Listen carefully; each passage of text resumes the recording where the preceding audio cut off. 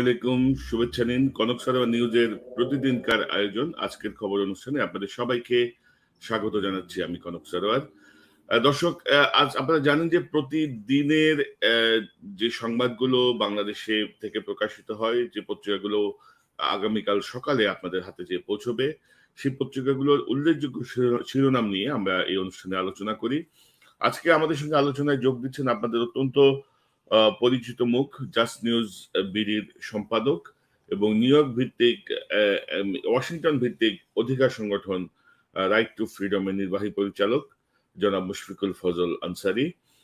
মুশফিক, আপনাকে স্বাগত জানাচ্ছি আজকের অনুষ্ঠানে। আপনাকেও ধন্যবাদ, আপনার দর্শক শ্রোতাদেরকেও অশেষ ধন্যবাদ। তো আমরা প্রথমেই যেভাবে আমরা অনুষ্ঠানটি শুরু করি সেটি দিয়ে আমরা আজকে শিরোনামগুলো দেখি, পাশাপাশি আমরা বিশেষভাবে একটু আলোচনা করব আপনি গতকাল জাতিসংঘের মহাসচিবের যিনি প্রতিনিধি ব্রিফিং এ আপনি তার কাছে এই জাতিসংঘের মানবাধিকার হাই কমিশনারের সফর সম্পর্কে এবং তার বক্তব্য সম্পর্কে প্রশ্ন করেছিলেন। সেটি আমরা পরবর্তী পর্যায়ে আলোচনা করব। প্রথমে আমরা দেখে নিতে চাই আজকের কিছু সংবাদপত্রের প্রধান শিরোনাম। প্রথমেই আমরা যেতে চাই দৈনিক মানব জমিন। দৈনিক মানব জমিনের প্রধান শিরোনাম, পররাষ্ট্রমন্ত্রী তাহলে কার? কারণ সিলেট মহানগর আওয়ামী লীগের 1 নম্বর সদস্য আব্দুর রহমান তিনি বলেছেন মোমেন আওয়ামী লীগের কেউ নন। তো এটি একটি গুরুত্বপূর্ণ বিষয়। আরেকটি বিষয় হচ্ছে রক্তাক্ত 21শে আগস্ট আজ। আরেকটি গুরুত্বপূর্ণ সংবাদ এখানে আছে, সেটি হচ্ছে ওবায়দুল কাদের বলেছেন বিদেশে আওয়ামী লীগের বন্ধু আছে, প্রভু নেই। আপনি জানেন যে মোমেন সাহেব সাম্প্রতিক সময়ে ভারতের কাছে সহযোগিতা চেয়েছেন আওয়ামী লীগ সরকারকে টিকিয়ে রাখতে। এবং আরেকটি গুরুত্বপূর্ণ খবর হচ্ছে পোল্ট্রি অ্যাসোসিয়েশনের অভিযোগ 15 দিনের ডিম মুরগির দাম বাড়িয়ে 518 কোটি টাকা লুটপাট। তো মুশফিক, আমরা আরেকটি পত্রিকার শিরোনাম যদি একটু দেখি, এটি আমি আগে থেকে বের করে রেখেছিলাম, আমি যদি এটা নিয়ে একটু কথা বলতে চাই। একটি হচ্ছে ডেইলি স্টারের একটি বাংলার একটি সংবাদ, 45 মিনিট যানজটে আটকে ডিআইজি সাহেব তাৎক্ষণিকভাবে ওসিকে প্রত্যাহার করে নিয়েছেন। কারণ তিনি প্রোটোকল পাননি, তিনি জ্যামে বসেছিলেন। এই অপরাধে তাকে বদলি করা হয়েছে, তাৎক্ষণিকভাবে স্ট্যান্ড লিস্ট করা হয়েছে। তো আরেকটি সংবাদ আমি আপনাকে দেখাতে চাই, সেটিও ডেইলি স্টার বাংলা থেকে আমি দেখাতে চাই। সেটিও গুরুত্বপূর্ণ সংবাদ বর্তমান সময়ের জন্য। সেটি হচ্ছে আমাদের ভূমিমন্ত্রী না প্রতিমন্ত্রী, ভূমিমন্ত্রী সাইফুজ্জামান চৌধুরী বলেছেন যে আওয়ামী লীগের প্রতি বরাবরই দুর্বলতা আছে পুলিশের। তো দুর্বলতার নমুনা আমরা দেখেছি ধীরেন্দ্রনাথ শম্ভুর এলাকায় পুলিশ কি পরিমাণ বিরক্ত হয়ে আছে আওয়ামী লীগের প্রতি। তো তার আগে সবার আগে আমরা যেতে চাই মুশফিক, যে এই যে মোমেন সাহেব আওয়ামী লীগের কেউ না, সিলেটের 1 নম্বর সদস্য আওয়ামী লীগের একজন সিনিয়র ব্যক্তি, কিভাবে দেখেন এই বক্তব্য, বা মোমেন সাহেব যে সাম্প্রতিক সময়ে ভারতের কাছে যে সাহায্য চেয়েছেন আওয়ামী লীগ সরকারকে ক্ষমতায় রাখতে, কিভাবে দেখেন আপনি? আমি এ ধরনের বক্তব্যে মোটেই আশ্চর্য নই। মোমেন সাহেব যে কথাটি বলেছেন সেটা তিনি প্রকাশ্যে এনেছেন, সেটি সকলেই জানেন। তো চট্টগ্রামে তিনি তার বক্তব্যটাকে প্রকাশ্যে এনেছেন। আমরা দেখেছি বাংলাদেশের অভ্যন্তরীণ রাজনীতিতে ভারতের এবং বাংলাদেশের ক্ষমতা পরিবর্তনে ভারতের কি ধরনের প্রভাব এবং তার যে বিস্তৃতি আমরা দেখেছি। আমরা যদি সেই পররাষ্ট্র সচিব সুজাতা সিং থেকে ধরি, তারপর থেকে এটি বিস্তর আলোচনায় যেতে চাই না। তবে মোমেন যেটা বলেছেন যে সেটা হলো প্রকাশ্যে যে তারা টিকিয়ে রাখার জন্য তিনি সম্প্রতি ভারতে গিয়েছেন, তাদেরকে মিনতি করেছেন, কায়মনা বাক্যে প্রার্থনা করেছেন যে কোনো মূল্যে শেখ হাসিনা সরকারকে টিকিয়ে রাখতে। এটা 2 ধরনের একটা জিনিস। একটা প্রকাশ্যে আনার বিষয়ে একটু মানে কারণ আছে, অন্তর্নিহিত কারণ।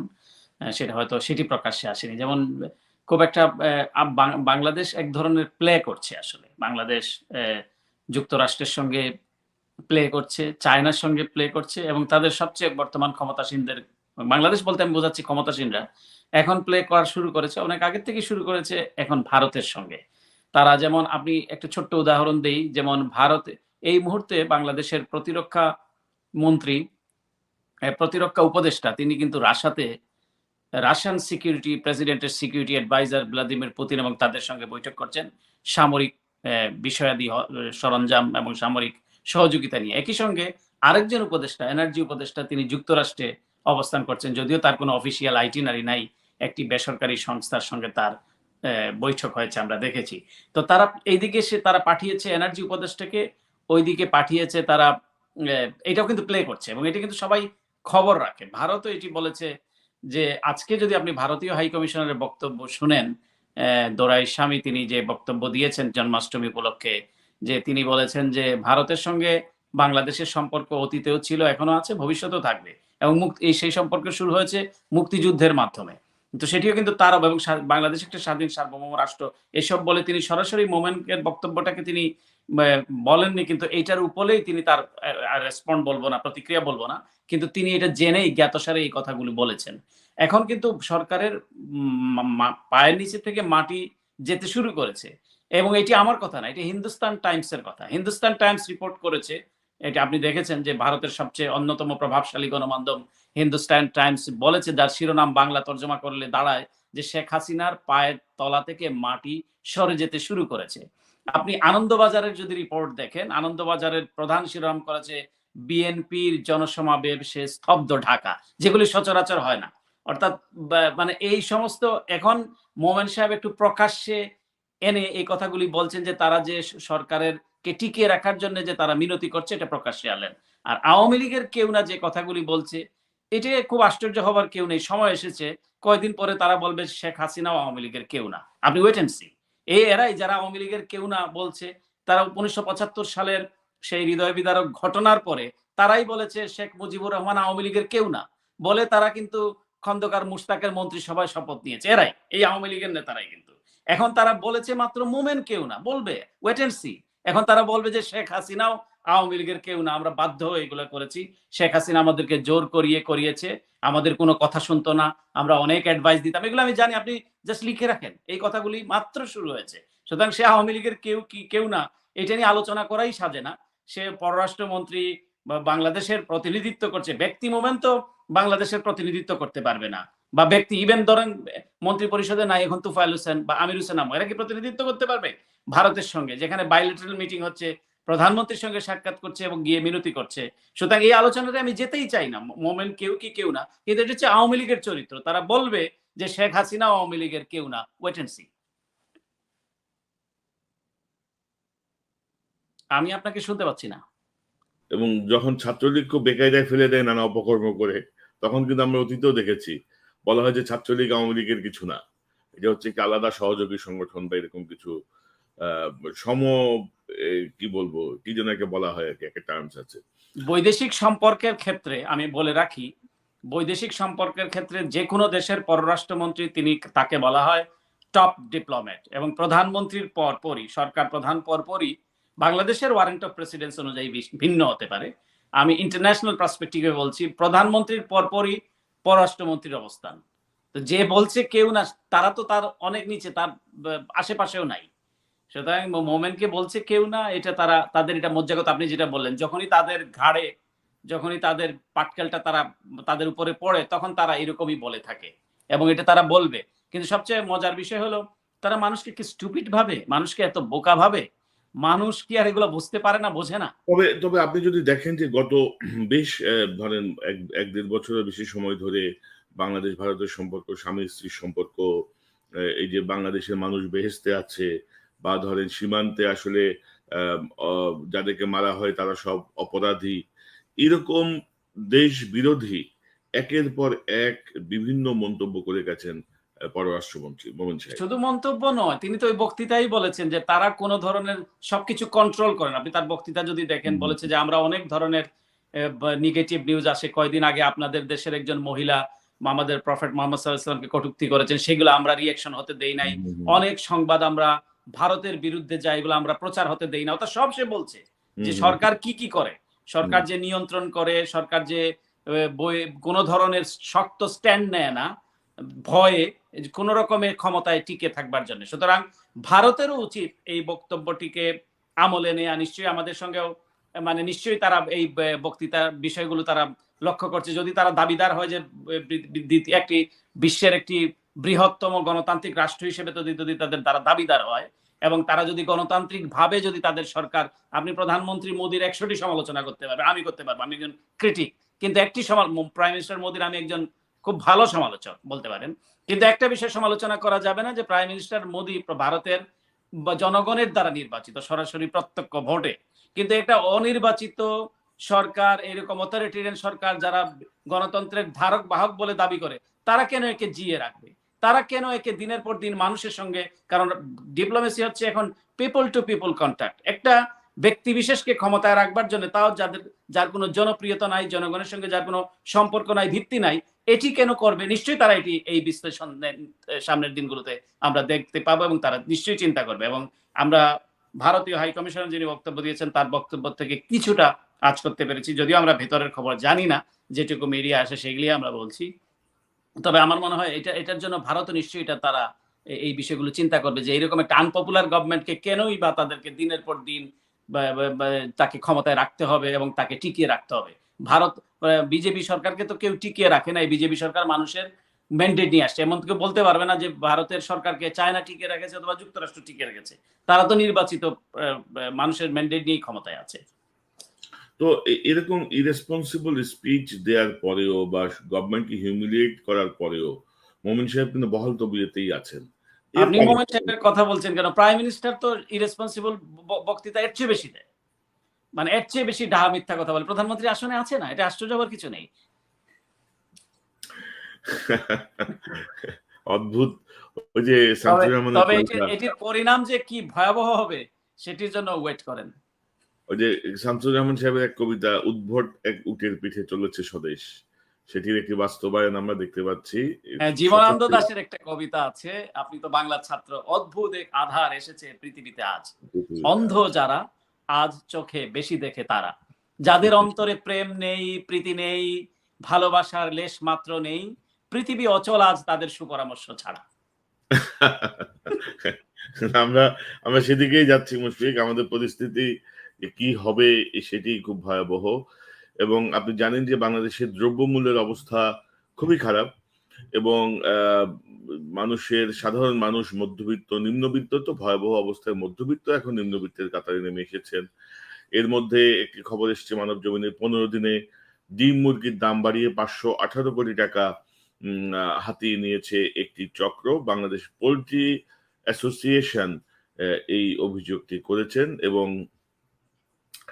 তিনি নাম উল্লেখ করে বলেছেন Kazi Farms, Paragon, CP, Nourish, 71, Afil, Saguna সহ 10 থেকে 12টি বড় কোম্পানি যৌথভাবে এই চক্র তৈরি করেছে এবং তারা এক ধরনের কৌশল করে বাজারে দাম বাড়িয়ে টাকা হাতিয়ে নিয়ে গেছে।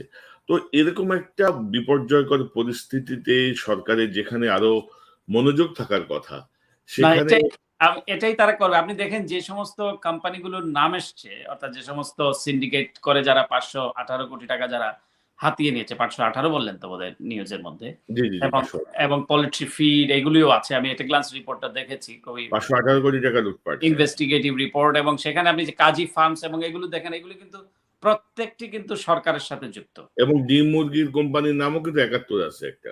হ্যাঁ, 71 আছে। আপনি দেখেন এই 71 কোন 71? এই কাজী ফার্মস আপনার জানাই, কাজী শাহেদ এবং তার ছেলে তো বোধহয় এমপি বোধহয় এখন আওয়ামী লীগের। তো এই এরা কিন্তু সবই সরকারের, মানে এগুলো সরকারের শুধু ছত্রছায়া না, এরা মালিকানাধীন।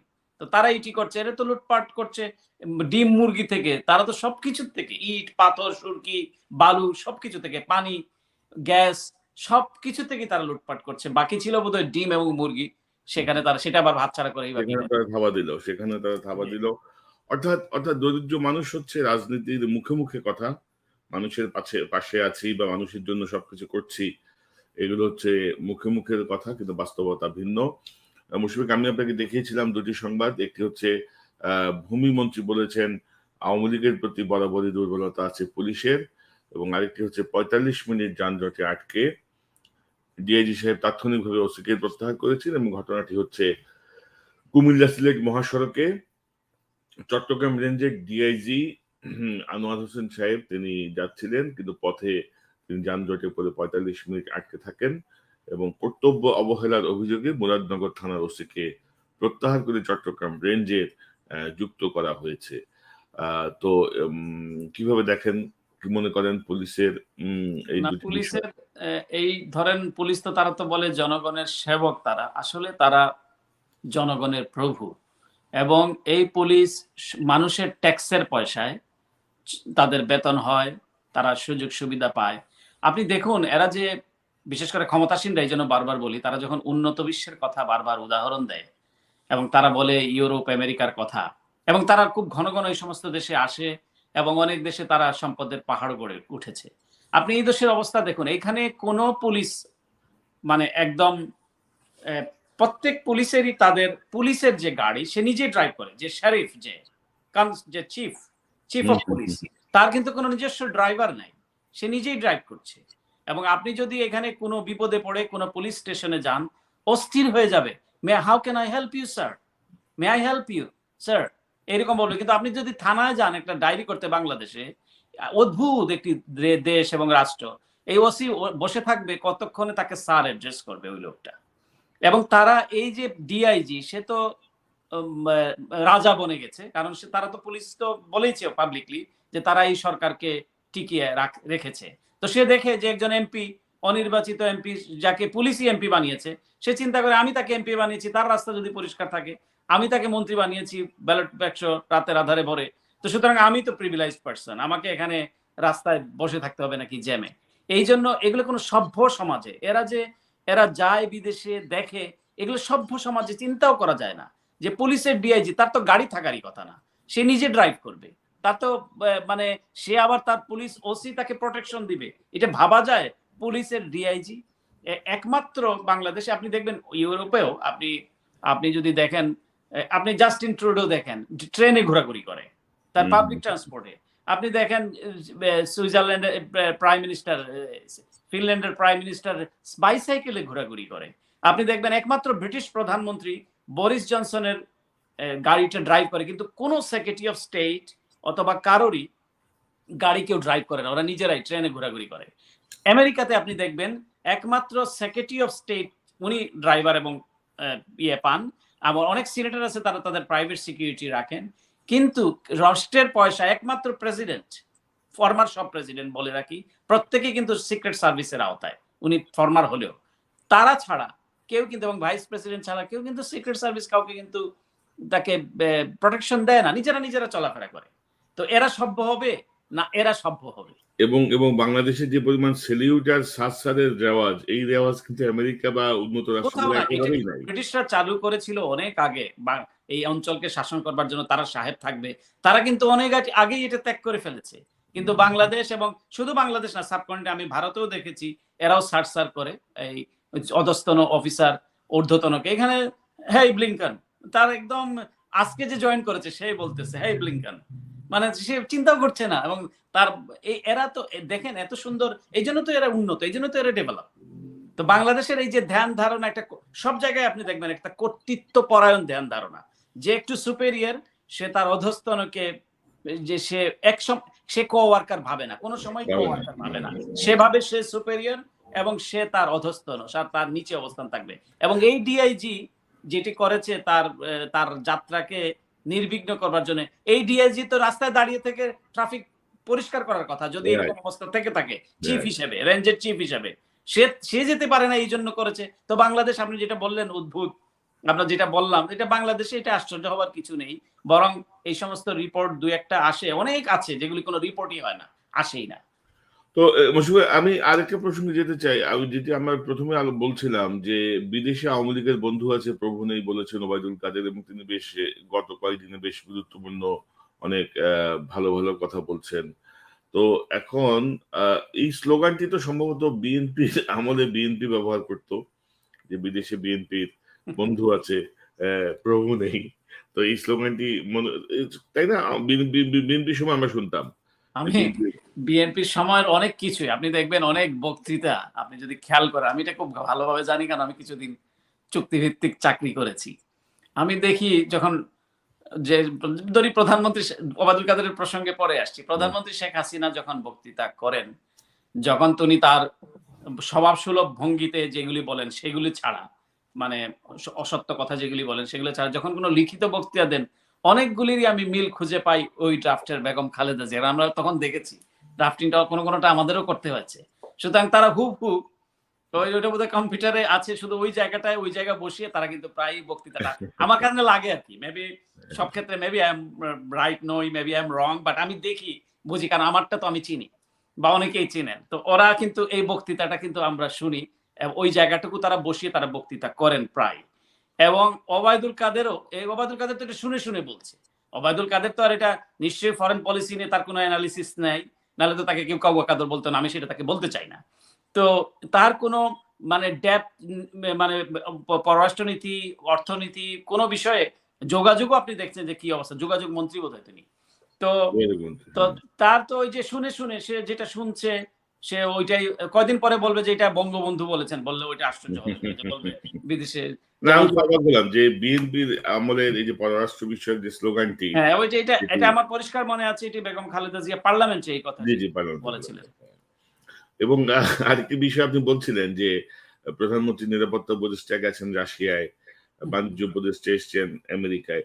তো রাশিয়ার প্রতি এনার্জি উপদেষ্টা আমেরিকায়, এনার্জি উপদেষ্টা আমেরিকায়। তো ধরেন আওয়ামী লীগ কি এরকম পদ্ধতিতে যাচ্ছে যে যে শত্রু আমার বন্ধু, এই পদ্ধতিতে কি ধরেন বা আওয়ামী লীগ যদি এখন রাশিয়া বা চীনের সঙ্গে ঘনিষ্ঠ হয় বেশি, সেক্ষেত্রে কি আপনি মনে করেন যে আন্তর্জাতিক ভাবে বা তাদের ক্ষমতায় টিকে থাকতে তাদের সুবিধা হবে বেশি?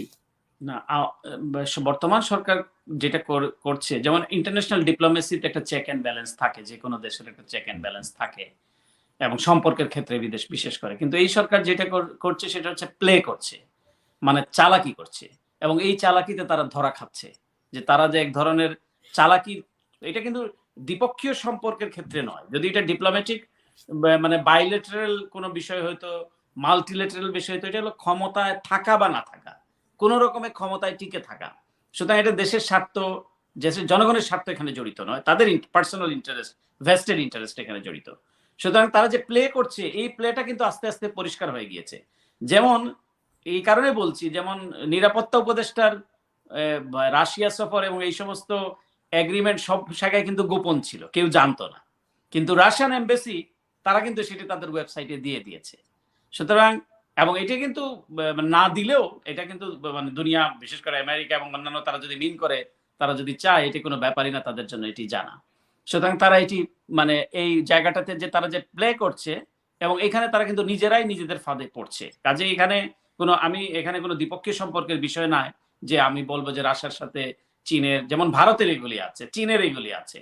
তারা হচ্ছে রাষ্ট্রের ইন্টারেস্ট দেখছে, দেশের ইন্টারেস্ট দেখছে। প্রতিটা দেশ, আমেরিকাও, ব্রিটেন, সব দেশ। কিন্তু বাংলাদেশে শুধু আওয়ামী লীগ তার দলীয় ইন্টারেস্ট দেখছে, তার ক্ষমতায় টিকে থাকা যে কোনো মূল্যে, যেটি মোমেন বলেছেন। তো এখন দেখা যাক সামনে কি অপেক্ষা করে জনাব মুশফিক। আমি একটু একটা ভিডিও আপনাকে দেখাই, যেটি আপনি গতকাল জাতিসংঘের যিনি প্রতিনিধি, মহাসচিবের যিনি প্রতিনিধি, স্পোকসম্যান, তার কাছে করেছিলেন বাংলাদেশের সফর নিয়ে। এবং দুর্ভাগ্যজনকভাবে এই জাতীয় সংবাদ কিন্তু বাংলাদেশের কোনো পত্রিকা প্রকাশ করে না। কারণ আপনার নামও যেন না আসে বা এই জাতীয় কোনো বিষয় উত্থাপিত হয়েছে, তারা সবসময় এই জাতীয় বিষয় ম্যাক্সিমাম ক্ষেত্রে, কিছু কিছু আসে, ম্যাক্সিমাম ক্ষেত্রে তারা এগুলো হাইড করতে চায়। আমি যদি একটু আপনাকে দেখাই আপনারই গতকালকের যে বক্তব্যটা। Mushfiq Al-Fazl, you have a question? Yes, thank you, Farhan. Can you hear me? Yes. I can hear you and see you. Yeah, thank you. The UN High Commissioner for Human Rights, Michelle Bachelet, concluded her visit to Bangladesh this week and called an independent and transparent investigation to allegation of enforced disappearances, extrajudicial killing, and torture. On the eve of the rights chief's 4-day visit to Bangladesh, a Sweden-based news portal, Netro News, has revealed the location of a secret prison, Ainagor, in which the victims of enforced disappearances are kept in Bangladesh by the intelligence agency DGFR. Documentary Aina Garbandi clearly reveals how the state organization have been making people victim of enforced disappearances and killing them. Yeah, so I'm wondering who will do the investigation as the ruling regime itself involved in this unlawful and human rights activity. Is that possible to form an independent investigation commission by Secretary General as opposition and rights group are asking for this? I don't have any comment on whether there would be anything like that at this stage. The important thing is for the authorities to investigate the matter thoroughly. And beyond that, I would just refer back to the press remarks that the High Commissioner for Human Rights, Michelle Bachelet, made as she concluded her trip. তো অনেক প্রশ্নই তারা সরাসরি উত্তর দেন না বা দিতে চান না, বা অনেক প্রশ্ন এইভাবে দেওয়াও যায় না। তো আপনি যদি একটু বিশ্লেষণ করেন দর্শকদের জন্য, আমার মনে হয় ভালো হয়। জি জি, না, আমার সেটি জানবার কথা। আপনি যেটি বললেন, যেমন যে আয়না ঘর যেটি যে ইনভেস্টিগেটিভ রিপোর্ট, এটি কিন্তু বাংলাদেশের কোনো মিডিয়া করেনি, এটি করতে হয়েছে নেত্র নিউজে, সুইডেন ভিত্তিক। অর্থাৎ বাংলাদেশের মিডিয়ারা তো জানে এটা। অনেক মিডিয়া পার্সোনালিটি কিন্তু এই আয়না ঘর ঘুরে এসেছেন, অনেকেই পাবলিকলি বলেছেন, অনেক পলিটিশিয়ান এসেছেন, মাহমুদুর রহমান বলেছেন তিনিও এটি দেখে এসেছেন, কিন্তু তারা এটি নিয়ে কোনো রিপোর্ট প্রকাশ করে নাই। স্বভাবতই তারা মনে করেছে যে আমি রিপোর্ট করলে আমাকে তো ওই ঘরে যেতে হইতে পারে। তো সুতরাং এটি করতে হয়েছে নেত্র নিউজে। এখন নেত্র নিউজকে উদ্ধৃত করে হয়তো এখন কেউ কেউ করছেন, অনেক ইন্টারন্যাশনাল মিডিয়াও এটি করছে। ভয়েস অফ আমেরিকার English service, not Bangla service, আমি ইংলিশ সার্ভিস কথা বলছি, বাংলা সার্ভিস নিয়ে আরেকদিন আলোচনা করা যেতে পারে। তো English service, they are very vibrant, they are very professional. তো তারা কিন্তু, এবং তারা নেত্র নিউজের যে editor in chief Tasneem Khalil interview করেছে এবং তারা খুব সুন্দর করে এটিকে অ্যাড্রেস করেছে। তো আমার এটা জানবার ছিল যে প্রথমত হলো, আপনি দেখবেন যে আমার প্রশ্নটা একটু বড় হয়েছে। বড় হওয়ার কারণ হলো মানে আমি আমার ইনফরমেশনটা রাখা একই সঙ্গে যে কি হচ্ছে, কারণ আমার একটু ব্যাকগ্রাউন্ডটা বলা, না হলে হঠাৎ করে একটি প্রশ্ন করলে তারা অনেক সময় বোঝে ওঠে না। একটি সিগনিফিক্যান্ট উত্তর তিনি বলেছেন এক লাইনে, যে এট দিস স্টেজ, অর্থাৎ এখনই আমি কোনো স্বাধীন জাতিসংঘের তত্ত্বাবধান, আমি বলছি মহাসচিব কি কোনো, প্রথমত হলো মহাসচিব এটা জানেন কিনা, মহাসচিব এটা জানলেন এটার মাধ্যমে, এবং মহাসচিব কোনো ইনভেস্টিগেশন টিম করবেন কিনা, জাতিসংঘ মহাসচিব উনি নিজে এটা করতে পারেন যদি ওনাকে ম্যান্ডেট দেওয়া হয়। তো সেটা বলছে এট দিস স্টেজ, এই মুহূর্তেই আমি বলছি না এটা করা হবে কি হবে না এই ইনভেস্টিগেশন টিম, কিন্তু যেটি আমরা বলছি সেটি হলো একটা থরলি, অর্থাৎ পুঙ্খানুপুঙ্খ ইনভেস্টিগেশন করতে হবে অথরিটিকে। যদি না করে, এটা কিন্তু মিশেল ব্যাচেলেট তার দীর্ঘ বক্তৃতায় বলেছেন যে সরকারকে প্রথমে বলা হয়েছে, বারবার বলা হয়েছে, সরকার কিন্তু এটিকে আমলে দেয় নাই, অস্বীকার করেছে। এমনকি হিউম্যান রাইটস এর চিফ এর আগেও সফর করতে চেয়েছিলেন, তিনি কিন্তু যেতে পারেননি, এবং কোনোভাবেই জাতিসংঘের হিউম্যান রাইটস কমিশনকে সরকার কোঅপারেট করেনি। তো তিনি যেটা বলেছেন, এবং ডিজিটাল সিকিউরিটি নিয়ে বলেছেন, যদিও তারা কিছু জিনিস তারা স্টেজ করেছে, বাংলাদেশ সরকার তারা কিছু লোককে বানিয়ে এনে তারা বলবার চেষ্টা করেছে যে না, বাংলাদেশে যেগুলি হচ্ছে এগুলি বিরোধীদের প্রচারণা, বাংলাদেশে কোনো গুম খুন হচ্ছে না। কিন্তু হিউম্যান রাইটস অফিসই তো নিজেই তারা ফ্যাক্ট ফাইন্ডিং করেছে, তারা নিজেরাই তো করেছে।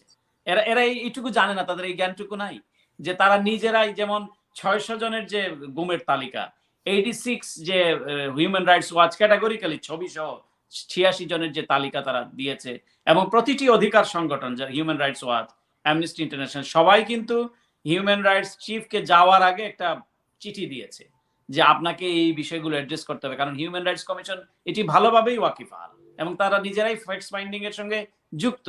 কিন্তু আমি দেখলাম ওইখানে পররাষ্ট্রমন্ত্রী এবং কয়েকজন, তারা ইকবাল সোবহান চৌধুরী, সাংবাদিকদের মধ্যে আওয়ামী সাংবাদিকদের নেতা, তিনিও ছিলেন, তারা এগুলি বলেছেন, এবং সে মনে মনে কিন্তু হেসেছে যে সে যেগুলি জানে তাকে বিকৃতভাবে সেগুলি তোলার চেষ্টা করা হচ্ছে। উনি কিন্তু মিশেল ব্যাচেলেট পরিষ্কার করে প্রেস ব্রিফিং এ বলেছেন, এবং এটি ইনভেস্টিগেশন গভর্নমেন্টকে থরলি, ইন্ডিপেন্ডেন্টলি এবং ট্রান্সপারেন্ট, কতগুলো শব্দ তিনি বলেছেন যে এগুলি করতেই হবে।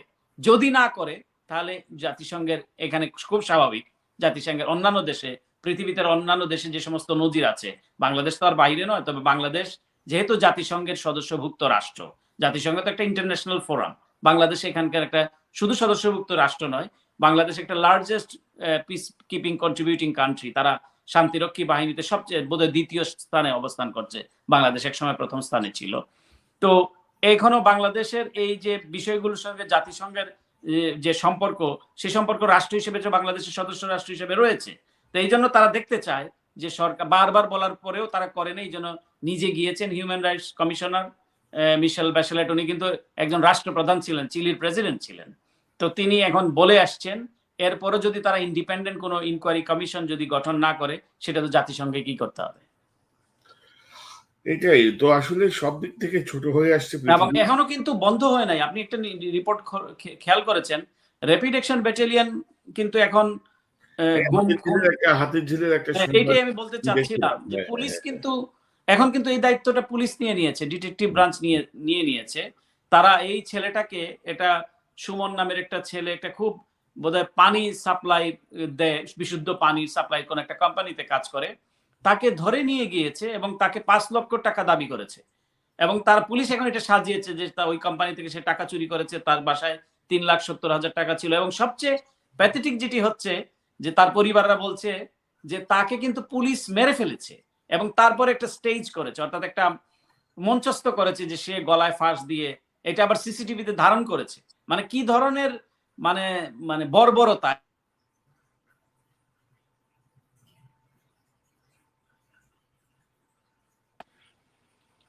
আমাকে কি শুনতে পাচ্ছেন? জি, আমি শুনতে পাচ্ছি। জি, নাটকীয় কায়দায় তাকে মেরে তারপরে তাকে সে যে আত্মহত্যা করেছে সেটি প্রমাণ করবার জন্য সেটিকে ভিডিও ধারণ করে বলছে যে সে আত্মহত্যা করেছে। এবং এই দায়িত্বগুলো এখন যেমন আয়নাঘর, যেমন বলা হলো ডিজিএফআই এবং পুলিশের বিষয়গুলো সামনে আসছে। আমি আজকে এই অনুষ্ঠানের মাধ্যমে বলতে চাই, আমি আমাদের এরাই তো আমাদেরই স্বজন, আমাদেরই পরিচিত জন, আপনিও অনেকে চিনেন যারা এখনো কাজ করছেন। অনেকে বলে ভাই কি করব, আমাদের তো হাত পা বাঁধা, এরকম এক একটা নির্দেশনা আসে, আমাদের তো কোনো রকমের চাকরি করে টিকে আছে। পুলিশ বাহিনীর অনেকে আছে, অনেক ভালো ভালো এখনো আছে, ডিজিএফআই তেও আছে অনেকে। কিন্তু আমি তাদেরকে ওয়ার্ন করতে চাই, এনাফ ইজ এনাফ। আপনার জীবনকে আপনারা বিভীষিকাময় করবেন না। আপনাদের উপরে কিন্তু অনেকগুলি ওয়াচডগ আছে। আপনারা যারা মনে করছেন যে এগুলি করে টাকার পাহাড় গড়লেন এবং সেই টাকা তো আপনাকে ভোগ করতে হবে, আপনি কোথাও যেতে পারবেন না, আপনি একটা ব্যাংক অ্যাকাউন্ট পর্যন্ত খুলতে পারবেন না, ক্রেডিট কার্ড ইউজ করতে পারবেন না। আপনি দেখেছেন যে শাস্তি, যে কেবল সরকার পরিবর্তন হলেই শাস্তি হয় না। সবচেয়ে বড় নজির হলো এই যে top 7 officials and rapid action ব্যাটালিয়নের বিরুদ্ধে যে শাস্তি যুক্তরাষ্ট্র নিয়েছে, যে স্যাংশন, এটি কিন্তু একটা শাস্তি। এই শাস্তি কিন্তু পদে পদে ভোগ করতে হবে।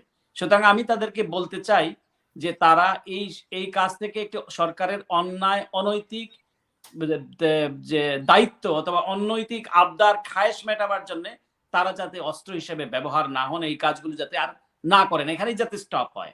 না হলে যে আপনি একটা নিউজ পড়ছিলেন যে আওয়ামী লীগের ওই যে ভূমিমন্ত্রী, সে বলেছে যে আওয়ামী লীগ সবসময় নাকি পুলিশ আওয়ামী লীগের বন্ধু। সবসময় আওয়ামী লীগের প্রতি দুর্বলতা আছে। হ্যাঁ, আওয়ামী লীগের প্রতি দুর্বলতা, এটা কিছুটা সত্য কথা বলেছে এই ভূমিমন্ত্রী।